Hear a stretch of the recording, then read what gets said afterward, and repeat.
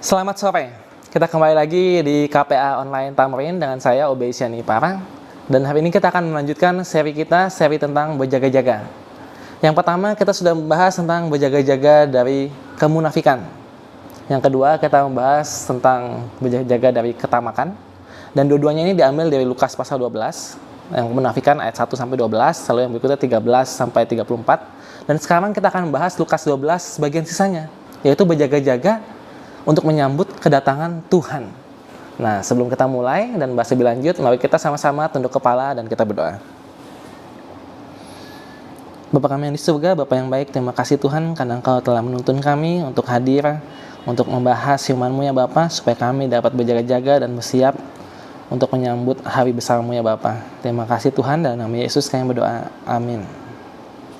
Baik. Jadi berjaga-jaga, ini konteksnya sangat jelas, yaitu adalah berjaga-jaga menanti kedatangan Yesus yang kedua. Jadi ketika kita bilang Yesus mau datang segera, jadi kita harus berjaga-jaga, harus bersiap. Berjaga-jaga dari apa? Itu sudah kita bahas yang pertama, berjaga-jaga dari kemunafikan, akan banyak di akhir zaman. Berjaga-jaga dari ketamakan, itu juga akan banyak di akhir zaman. Itu semua ada di Lukas pasal 12, bisa dilihat di video-video sebelumnya ya, yang minggu lalu dan minggu sebelumnya lagi. Dan sekarang kita akan menyelesaikan ya bagian akhir, yaitu kita mulai dari Lukas pasal 12 ayat 35 sampai selesai. Nah, ini kita akan bahas berjaga-jaga. Berjaga-jaga dan berdoalah. Kenapa? Supaya kita tidak jatuh dalam pencobaan, sebab roh penurut tetapi daging lemah. Nah, kita harus siap ya berjaga-jaga. Waktu itu sudah sempat saya jelaskan juga, berjaga-jaga itu bisa dari sesuatu, cobaan tadi ya. Atau berjaga-jaga juga bisa memiliki makna yang kedua, jadi maknanya ganda. Makna dalam arti berjaga-jaga, keep watch, bahasa Inggrisnya keep watch ya. Jadi berjaga-jaga dari sisi waktu, berjaga-jaga. Mata tetap melek pada saat malam. Nah, itu maksudnya dari berjaga-jaga. Dan sekarang kita akan melihat sisi dari waktu atau menyambut kedatangan Yesus yang kedua. Jadi Lukas 12 ini sangat lengkap, betul-betul membahas bagaimana kita berjaga-jaga. Nah, kita mulai baca dari ayat yang ke-35. Di sini dikatakan, hendaklah pinggangmu tetap berikat dan pelitamu tetap menyala. Dan hendaklah kamu sama seperti orang-orang yang menanti-nantikan tuannya yang pulang dari perkawinan, supaya jika ia datang mengetok pintu, segera dibuka pintu baginya. Berbahagialah hamba-hamba yang dapati tuannya berjaga-jaga ketika ia datang. Aku berkata kepadamu, sesungguhnya ia akan mengikat pinggangnya dan mempersilahkan mereka duduk makan, dan ia akan datang melayani mereka. Dan apabila ia datang pada tengah malam atau pada dini hari dan mendapati mereka berlaku demikian, maka berbahagialah mereka. Tetapi ketahuilah ini, jika tuan rumah tahu pukul berapa pencuri akan datang, ia tidak akan membiarkan rumahnya dibongkar. Hendaklah kamu juga siap sedia, karena Anak Manusia datang pada saat yang tidak kamu sangkakan. Sampai sini dulu ya, masih ada lanjutannya. Jadi menarik ya. Mungkin yang paling menarik ayat 39 tadi. Tetapi ketahuilah hal ini, jika tuan rumah tahu pukul berapa pencuri akan datang, ia tidak akan membiarkan rumahnya dibongkar. Seolah kan nggak tahu gitu kan. Tapi sebaliknya kita bisa berpikir dari sisi sebaliknya, kalau kita tahu, pasti kita siap. Pasti berjaga-jaga, nggak bakal kita kecolongan. Nah, tahu nggak kita kapan Tuhan datang? Ada yang bilang kita tidak tahu harinya, jamnya, tapi mungkin tahunnya. Atau kondisinya seperti apa? Ada tanda-tandanya? Minimal dari yang kita baca. Dari yang kita baca apa? Kapan datangnya? Di situ tadi kita udah baca. Kita lihat ya.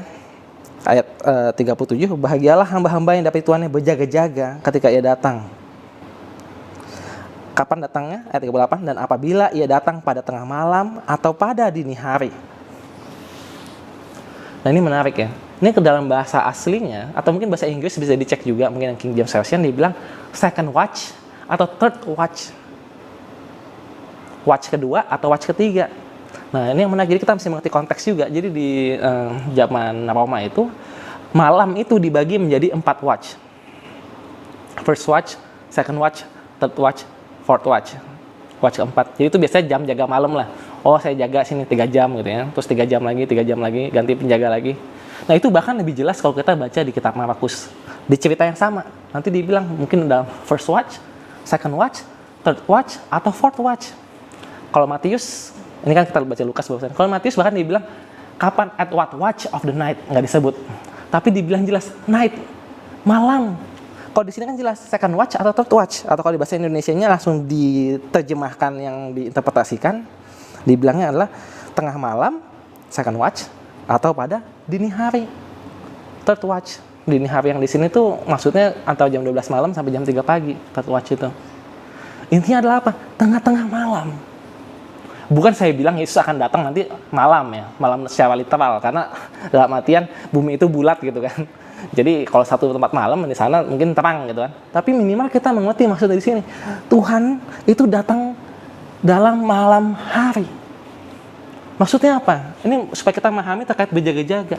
Karena kalau siang hari kita nggak usah berjaga-jaga gitu istilahnya ya. Namanya juga siang. Perampok itu datangnya malam-malam gitu. Pencuri itu datangnya malam-malam. Atau minimal budayanya seperti itu ya. Mungkin ada juga sekarang pencuri siang bolong. Tapi biasanya kan pencuri itu datangnya malam-malam. Nah, yang kedua apa yang kita ingat? Malam itu biasanya waktunya tidur. Wajar kalau saya tidur. Namanya juga waktu malam, waktu tidur. Masa saya begadang, nggak baik buat kesehatan kan gitu ya. Tapi ada saat-saat tertentu di mana pada saat malam kita harus berjaga-jaga. Itu yang pernah kita bahas di pertemuan sebelumnya ya. Dibilang malam berjaga-jaga, malam Paskah. Kejadian 12 ya. Keluaran 12 ada di situ tentang malam Paskah. Bahkan di Getsemani juga malam Paskah, malam berjaga-jaga. Makanya pas mau berdoa Yesus berkata pada muridnya, berjaga-jagalah bersamaku. Lalu Yesus pergi. Ayatnya begitu ya. Lalu Yesus kembali dan menemui mereka tidur. Ini menggambarkan tentang kedatangan Yesus yang kedua juga. Pergi. Dan dia sebelum pergi sudah mengatakan kepada kita untuk berjaga-jaga. Jangan sampai ketika Yesus datang kedua kali, kita seperti murid-murid di Taman Getsemani, kita tertidur. Jangan seperti itu. Malam-malam lain, kamu boleh tidur. Memang malam waktunya tidur. Tapi ini adalah malam berjaga-jaga. Kamu harus bangun, berjaga-jagalah bersamaku, kata Yesus. Tapi malah tertidur. Jangan sampai seperti itu. Kita tahu pada saat malam berjaga-jaga, kita harus bangun. Semua perumpamaan Yesus tentang kedatangannya yang kedua selalu dengan perumpamaan tentang malam. Contoh yang lain apa sih? Misalnya contoh itu ya tentang 5 gadis yang bijak dan yang bodoh. Datangnya kapan? Tengah malam. Dan bahkan ini ada perumpamaan lagi berikutnya di sini ya. Ini pun udah ada 2 ya di sini. Kita bosan baca udah langsung 2. Di sini kan ada yang dibilang terkait apa? Seperti orang yang menanti-nantikan tuannya pulang dari perkawinan. Nah, datangnya kapan? Tengah malam. Terus yang kedua tadi apa? Jika tuan rumah tahu pukul berapa pencuri akan datang, tentang pencuri. Ini 2 perumpamaan berbeda sebenarnya, tapi sama. Terkait apa? Malam lagi. Tuhan itu akan datang pada saat malam. Lagi malamnya bukan literal. Apa yang dimaksud malam? Malam itu gelap. Gelap ini maksudnya bagaimana? Mungkin kita bisa buka ya Lukas dulu. Kita buka Lukas pasal 22. Cerita tentang di Getsemani bahkan. Ayat yang 53. Padahal tiap-tiap mungkin dari sebelumnya biar ada konteksnya. Jadi ketika Yesus akhirnya datangin tuh sama Yudas dan yang menangkap dia, Yesus berkata, "Sangkamu aku ini penyamun, maka kamu datang lengkap dengan pedang dan pentung? Padahal tiap-tiap hari aku ada di tengah-tengah kamu di dalam bait Allah dan kamu tidak menangkap aku. Tetapi inilah saat kamu dan inilah kuasa kegelapan itu." Dari sini kita sudah mulai mendapat petunjuk ya. Inilah saat-saat kegelapan itu kita apa? Ketika orang-orang itu mau menangkap Yesus. Mungkin untuk aplikasinya kita adalah ketika orang-orang Kristen yang benar-benar Kristen pengikut Yesus itu mulai dianiaya dan dikejar-kejar mau ditangkap. Apakah sekarang sudah malam itu? Mungkin kita mesti cek yang lain lagi. Kita buka misalnya dari Yohanes ya. Kita buka Yohanes pasal 3. Kita buka Yohanes pasal 3 ayat 19 sampai 21. Mungkin nanti kalau ada waktu baca semua ya biar lebih tahu konteksnya. Tapi ayat 19 saya bacakan. Dan inilah hukuman itu, terang telah datang ke dalam dunia, tetapi manusia lebih menyukai kegelapan daripada terang, sebab perbuatan-perbuatan mereka jahat. Sebab barang siapa berbuat jahat membenci terang dan tidak datang kepada terang itu, supaya perbuatan-perbuatannya yang jahat tidak nampak. Tetapi barang siapa melakukan yang benar, ia datang kepada terang supaya menjadi nyata bahwa perbuatan-perbuatannya dilakukan dalam Allah. Jadi malam atau kegelapan itu selalu dikonotasikan dengan apa? Di mana saat orang-orang membuat jahat, Jadi ketika ada banyak kejahatan dan semakin bertambah-tambah dan ada penganiayaan, di situ kita makin tahu, inilah malam itu kita harus berjaga-jaga. Mungkin bukan malam ini pencurinya datang, tapi kita tahu inilah malam berjaga-jaga. Memang maksudnya pengikut Tuhan udah banyak sekali ya dalam sejarah dianiaya ya, yang maksudnya yang saat-saat yang besar gitu. Ya itu malam berjaga-jaga. Mungkin Yesusnya memang nggak datang pada malam itu, tapi setiap ada kejadian itu kita harus langsung sadar, ini malam berjaga-jaga. Kita harus berjaga-jaga ketika kejahatan banyak di muka bumi. Oke, sampai situ dulu. Kita lanjut baca pasal 12 karena Lukas 12 kembali lagi karena masih banyak. Ya mungkin kita nggak selesaikan semua, tapi kita baca lanjutannya. Lukas 12 ayat 41. Kata Petrus, Tuhan, kamikah yang kau maksudkan dengan perumpamaan itu, atau juga semua orang? Jadi dibilang, ini yang berjaga-jaga itu siapa? Apakah semua orang atau buat kita aja, murid-murid pengikut Tuhan? Tuhan nggak jawab secara langsung, tapi dengan perumpamaan lagi. Dikatakan, jawab Tuhan, jadi siapakah pengurus rumah yang setia dan bijaksana, yang akan diangkat oleh tuannya menjadi kepala atas semua hambanya untuk memberikan makanan kepada mereka pada waktunya? Berbahagialah hamba yang dapati tuannya melakukan tugasnya itu ketika tuannya itu datang. Aku berkata kepadamu, sesungguhnya tuannya itu akan mengangkat dia menjadi pengawas segala miliknya. Akan tetapi, jikalau hamba itu jahat dan berkata dalam hatinya, Tuanku tidak datang-datang, lalu ia mulai memukul hamba-hamba laki-laki dan hamba-hamba perempuan dan makan minum dan mabuk, maka tuan hamba itu akan datang pada hari yang tidak disangkakannya dan pada saat yang tidak diketahuinya dan akan membunuh dia dan membuat dia senasib dengan orang-orang yang tidak setia. Adapun hamba yang tahu akan kehendak tuannya, tetapi yang tidak mengadakan persiapan atau tidak melakukan apa yang dikehendaki tuannya, ia akan menerima banyak pukulan.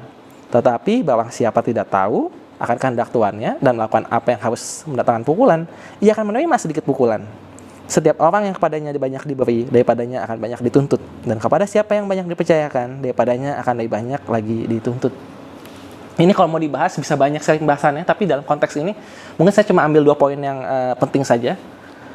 Yang pertama, yang menarik, kan ini tadi Petrus lagi nanya, ini berlaku untuk semua orang atau untuk murid-murid aja? Di sini lagi dibilang, siapa pengurus rumah yang setia dan bijaksana yang diangkat jadi pengawas yang lain? Nah ini berarti ini khusus untuk yang murid-murid ya. Apa yang dilakukan? Kamu pada saat malam itu, apa yang kamu lakukan?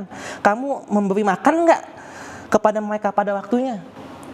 Kepada hamba-hamba yang lain? Kamu mengembalakan domba dengan baik nggak? Ini udah kita pelajari, ini di seri yang lalu ya, bukan yang di minggu lalu, tapi di seri yang lalu bagaimana mengajarkan. Kamu memberi pengajaran yang baik nggak? Kamu memberi susu kepada anak-anak domba nggak? Kamu menggembalakan domba yang dewasa nggak? Atau kebalik-balik, atau bahkan nggak digembalakan sama sekali? Itu kamu ada bertanggung jawab atas itu. Kalau iya, bagus. Nah tapi kalau sekarang kita lagi konteksnya belajar terkait berjaga-jaga terkait waktu ya. Kita pengen betul-betul melihat tanda-tanda waktu. Karena di sini betul-betul kita bilang berjaga-jaga atas waktu. Di sini dikatakan apa? Akan tetapi, ayat 45 ya. Akan tetapi jikalau hamba itu jahat dan berkata dalam hatinya, Tuanku tidak datang-datang, lalu yang mulai memukul hamba-hamba laki-laki dan hamba-hamba perempuan dan makan minum dan mabuk, maka tuan hamba itu akan datang pada hari yang tidak disangkakan. Paling tidak di sini menuliskan. Jadi bukan cuma kalau tadi sebelum kita udah bahas ya, nanti Tuhan akan datang pada saat malam, maksudnya adalah ketika kejahatan di mana-mana, orang Kristen dianiaya. Kalau di sini bahkan lebih jelas, bahkan ketika mereka yang seharusnya menjadi pemimpin-pemimpin gereja, mereka mulai korupsi misalnya. Mereka mulai korupsi. Mereka menyalahgunakan kekuasaan, malah memukul hamba-hambanya, memukul umat Tuhan yang lain, padahal mereka di posisi kepemimpinan. Di situ Tuhannya datang. Jadi kalau kita melihat gereja kita tiba-tiba mulai ada keluar serigala, dan itu dari atas, maksudnya dari sisi gembala-gembala, keep watch, berjaga-jaga, waspada. Itulah malam berjaga-jaga. Belum tentu datangnya malam itu, bisa jadi di malam yang lain, tapi minimal pada saat itu harus lebih apa? Harus lebih aware, lebih sensitif. Jangan-jangan sekarang kita harus berjaga-jaga. Kita lanjut lagi. Ayat 49. Aku datang untuk melemparkan api ke bumi, dan betapakah aku harapkan api itu telah menyala. Aku harus menerima baptisan, dan betapakah susahnya hatiku sebelum hal itu berlangsung. Kamu menyangka bahwa aku datang untuk membawa damai di atas bumi? Bukan, kataku kepadamu, bukan damai, melainkan pertentangan. Karena mulai dari sekarang akan ada pertentangan antara 5 orang dalam satu rumah, 3 melawan 2 dan 2 melawan 3. Mereka akan saling bertentangan, ayah melawan anaknya laki-laki dan anak laki-laki melawan ayahnya, ibunya melawan anaknya. Perempuan melawan ibunya, ibu mertua melawan menantunya perempuan, dan menantu perempuan melawan ibu mertuanya. Terkadang banyak terjadi perselisihan. Dan ini lagi ngomongin kepada murid-muridnya, pas lagi nanya kan. Ini jadi yang lagi ngomong apa? Lingkungan di dalam, bukan ngomong di luar. Pertentangan selalu ada, memang perang semua ada. Kita belajar itu juga tanda-tanda, tapi tanda-tanda yang di sini lebih jelas. Ini kan dalam saudara sendiri tidak muncul perselisihan-perselisihan. Tadi kita sudah bahas bagaimana bila pemimpin-pemimpin itu mulai menyalahgunakan kekuasaan. Lalu mulai terjadi perselisihan-perselisihan, bahkan anak dengan bapak, mertua dengan menantu. Itu malam berjaga-jaga. Menilai zaman. Nah, judul perikopnya ayat 54. Yesus berkata pula kepada orang banyak, apabila kamu melihat awan naik di sebelah barat, segera kamu berkata akan datang hujan, dan hal itu memang terjadi. Dan apabila kamu melihat angin selatan bertiup, kamu berkata hari akan panas terik, dan hal itu memang terjadi. Ayat 58, ayat 56. Hai orang-orang munafik, balik lagi ya ke yang pertama kali. Hai orang-orang munafik, rupa bumi dan langit kamu tahu menilainya, mengapa kamu tidak dapat menilai zaman ini? Apakah sekarang akhir zaman? Kalau iya, berlakulah seakan hari ini betul-betul akhir zaman. Kalau enggak, munafik kamu. Ngaku orang Advent, kedatangan Tuhan, menyambut kedatangan Tuhan, tapi hidupnya tidak seperti Tuhan mau datang, malah menumpuk harta. Munafik. Ini berjaga-jaga yang pertama ya. Jadi coba kita mengulang lagi karena ini betul-betul full circle kembali ke situ. Kamu tahu tanda-tandanya. Apa tanda-tandanya? Kita sudah belajar contoh ya. Di Matius 24 betul-betul ada tanda-tanda akhir zaman. Akan ada perang, rumah peperangan, semua ada tanda-tandanya banyak ya. Tapi yang terakhir apa? Dibilang bahwa Injil ini akan diberitakan ke seluruh dunia dan akan tiba kesudahannya. Yang tanda yang terakhir adalah apa? Injil diberitakan ke seluruh dunia. Kalau saudara-saudara ikut melihat tanda-tanda akhir zaman atau melihat zaman sekarang ini betul-betul sudah Injil diberitakan ke seluruh dunia. Jumlah orang baik secara absolut maupun secara persentase yang pernah mendengar Yesus ini udah paling tinggi-tingginya. Hampir semua orang sudah mendengar Yesus, tentang Yesus. Ini dibantu dengan pengembangan teknologi, radio, TV, internet sekarang baik lewat HP ataupun tab dan sebagainya. Bahkan dibilang kalau kamu tidak mengabarkan, batu-batu akan berbicara. Ini kalau zaman dulu dilihat nggak tahu HP apa, ini batu sudah berbicara. Telepon, radio, batu-batu sudah berbicara bahkan. Sehingga hampir semua sudah mengenal tentang Yesus. Dan kesudahannya akan tiba. Jangan sekali lagi kita karena pernah kecewa atau apa, kita nggak tahu Tuhan datangnya kapan. Kan dibilang tidak ada yang tahu. Ya mungkin hari dan jamnya tidak, tapi dalam skala yang lebih besar tahunnya mungkin tahu. Dalam arti maksudnya tanda-tandanya udah tahu, ini dekat-dekat ini. Karena sebenarnya tahu nggak sih orang-orang Tuhan tentang kedatangannya? Banyak yang bilang nggak ada yang tahu, hari dan jamnya nggak ada yang tahu. Tapi kita baca untuk menutup. Kita baca 1 Tesalonika pasal yang kelima.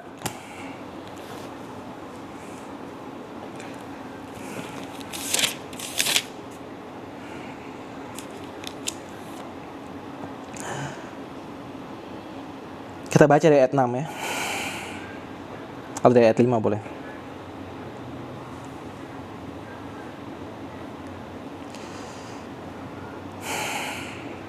Dari ayat 4 lebih lengkap ya. Tetapi kamu, saudara-saudara, kamu tidak hidup di dalam kegelapan, sehingga hari itu tiba-tiba mendatangi kamu seperti pencuri. Karena kamu semua adalah anak-anak terang dan anak-anak siang. Kita bukanlah orang-orang malam atau orang-orang kegelapan. Sebab itu baiklah jangan kita tidur seperti orang lain, tetapi berjaga-jaga dan sadar. Sebab mereka yang tidur waktu malam, dan mereka yang mabuk waktu malam. Tetapi kita adalah orang-orang siang. Baiklah kita sadar, berbazirahkan iman dan kasih, dan berketopongkan pengharapan dan keselamatan. Ya. Jadi ayat 4 tadi dikatakan ya. Kamu saudara-saudara, kamu tidak hidup dalam kegelapan sehingga hari itu tiba-tiba mendatangi kamu seperti pencuri. Buat kita, hari itu tidak akan datang seperti pencuri. Kita akan siap sedia. Karena kita, kalau kita benar anak terang, kita anak terang, kita akan tahu dan kita akan bersiap. Kita tidak mabok-mabokan lagi, tapi sadar, keep watch. Maksudnya apa? Berjaga, membuka mata, lihat tanda-tandanya. Oh, ini betul-betul Tuhan mau datang segera.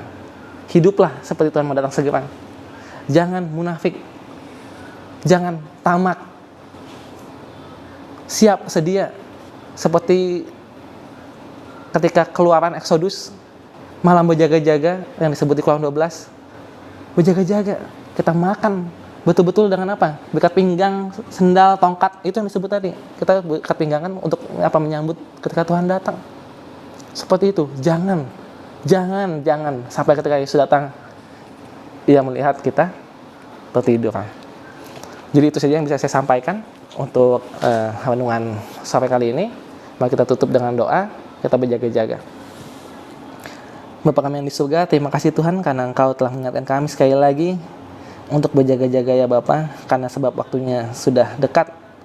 Biarkanlah kami tetap terbangun, kuatkan kami dengan Roh Kudus-Mu sehingga lampu dan kita kami tetap menyala. Terima kasih Tuhan, dalam nama Yesus kami berdoa. Amin. Oke, itulah renungannya. Sampai jumpa di KP Online berikutnya. Tuhan memberkati.